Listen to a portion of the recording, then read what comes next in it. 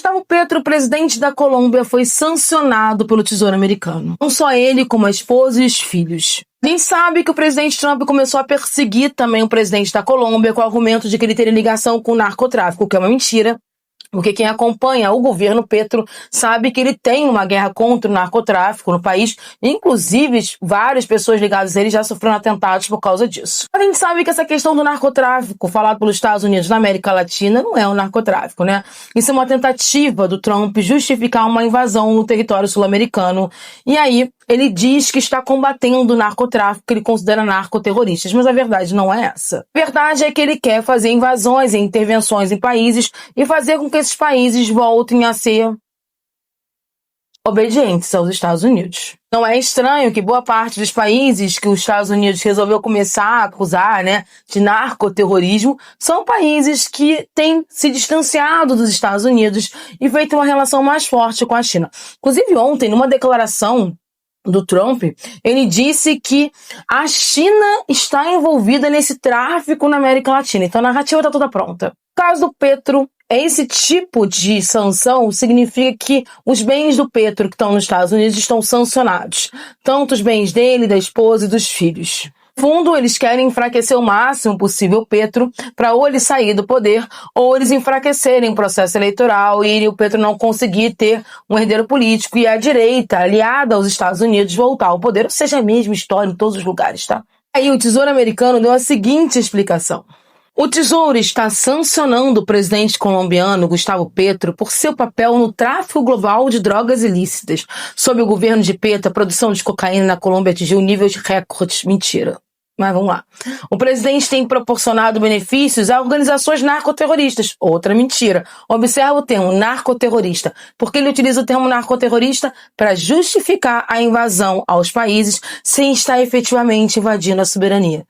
Entenderam, né? Sobre a liderança do presidente Trump, não toleraremos que a Colômbia trafique drogas para o nosso país e envenene os americanos. É exatamente a mesma fala que é utilizada contra o Maduro. Se eles só substituíram o nome Maduro por Petro. A desculpa de narcoterrorismo é uma desculpa para justificar esse tipo de entrada de invasão territorial ao país sem estar efetivamente invadindo a soberania, utilizando brechas na legislação internacional. Estamos combatendo terroristas que são perigosos para os Estados Unidos e aí precisamos invadir essas territorialidades. No caso da Colômbia, a gente entende por que eles foram para cima da Colômbia. Numa eventual invasão dos Estados Unidos à Venezuela, a única forma deles conseguirem fazer uma invasão por terra decentemente seria ali pela fronteira da Colômbia e até mesmo pela fronteira do Brasil. Não é à toa também, que os Estados Unidos embarcou inicialmente naquela história da família Bolsonaro. Além disso, os Estados Unidos quer voltar a ser a principal influência na América Latina, principalmente na América do Sul. E para isso precisa retirar os governantes que têm uma perspectiva diferente, que têm uma aliança maior com a Venezuela, com a Rússia, com a China. São países que estão desalinhando com os Estados Unidos. E os Estados Unidos quer submissão total da América Latina a eles. E quem não presta submissão, eles deixam um recado muito claro, vai ser destruído. E hoje a gente já teve uma outra situação acontecendo. Por quê? O secretário de guerra, porque agora não é mais secretário de defesa dos Estados Unidos, o secretário de guerra comunicou que vai ser enviado portas-aviões para a América do Sul.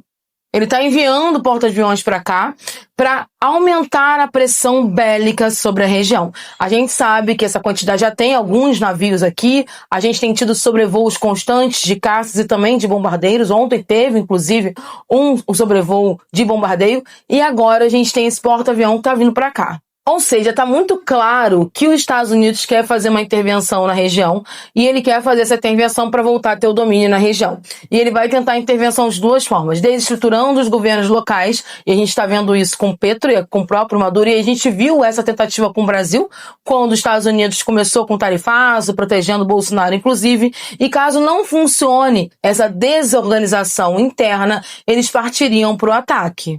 É um momento para a região extremamente tenso e perigoso. E lembrando que como o Trump está tendo uma série de perdas, ele tentou fazer um acordo de paz lá em Gaza e já está dando ruim porque Israel não quer seguir. Ele tenta acabar com a guerra da Rússia e Ucrânia e não consegue. Ele está tentando ali um protagonismo internacional que está difícil. A gente não pode esquecer que ele pode tentar fazer alguma coisa aqui pela região para conseguir esse protagonismo, para conseguir mais poder ali internacional, dizendo, olha, vocês acham que não, mas Gil, eu ataquei a Venezuela Venezuela, viu? Eu ataquei a Colômbia. E para além disso, existe uma preocupação muito maior, que uma guerra na região se transforma em uma grande guerra de procuração. É claro que a possibilidade disso acontecer é um pouco menor, mas existe uma preocupação real que uma guerra aqui nessa região se transforme numa guerra, na verdade, entre grandes potências, como Rússia, China e Estados Unidos, utilizando uma territorialidade de terceiros como a Venezuela, o que prejudicaria bastante a gente.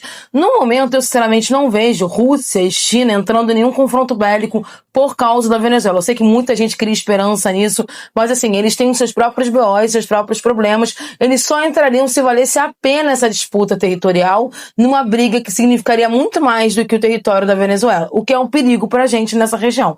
Mas a realidade é que no momento, para eles não é interessante entrar nessa. Fica muito claro que os Estados Unidos está dando um recado pro mundo. Se eu quiser, eu vou intervir. Se eu quiser, eu largo a diplomacia e vou pra cima. Obviamente, ele vai querer dar o recado justamente onde ele considera que é o quintal dele.